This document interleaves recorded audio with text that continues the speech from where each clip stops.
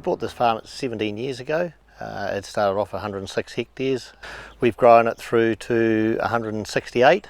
Our cow numbers have swollen from 320 to 500. We decided to go down the HerdHomes path, and that's pretty much solved all of our issues, both environmental, and it's given us a lot of consistency in supply.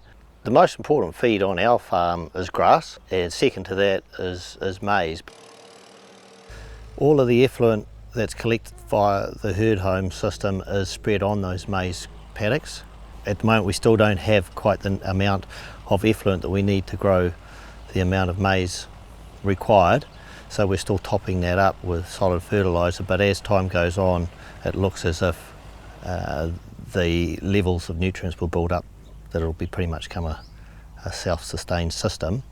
We've been growing maize now pretty much for most of my farming career. It's just the way we've done it have changed. Our yields have improved significantly, and we've able to bring the costs per kg down significantly. So it all starts off with paddock selection, and once we've identified those paddocks that need work, we'll empty the HerdHome effluent onto them and do all of the cultivation ourselves, and in doing so we're able to produce a kg of maize dry matter for 14 cents. So the benefits are we're using a golden resource that at the moment probably New Zealand farming or pastoral agriculture isn't using to the best of its ability. So the mere opportunity to be able to store effluent, capture effluent at risky times and store it for 3 to 4 months depending on what the capacity is, it allows the opportunity for that nutrient to then be circulated around the farming system at optimum times.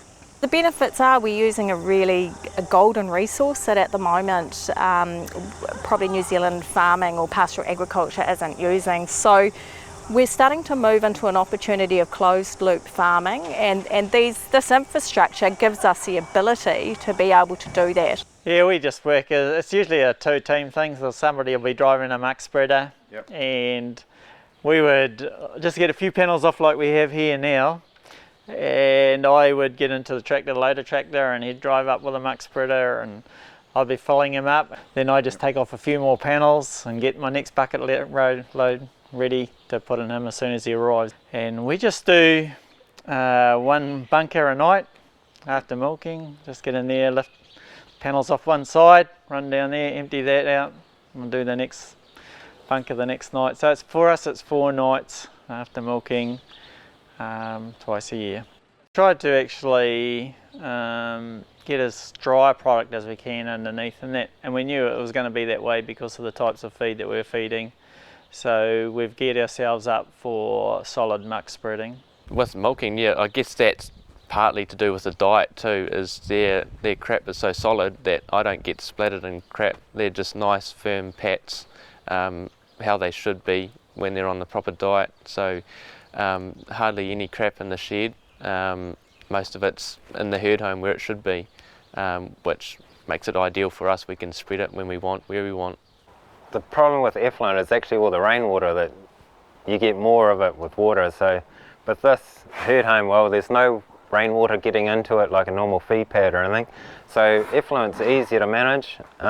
We've got our own gear. We did hire a contractor the first couple of times, but we found it was easier to do it ourselves. We can do it when we want and how we want. I can empty a whole 60 metre in one day by myself, so it's not too much extra work.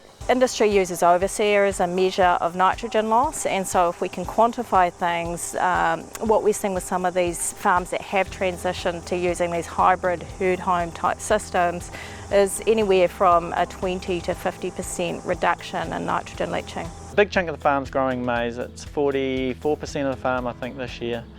And we don't buy any conventional fert for that, so I actually don't know how much money that's saving us because I haven't done those numbers. All I know, it's very nice not having to buy it. We don't have any fear of the new environmental conditions that are being imposed on farmers in many cases.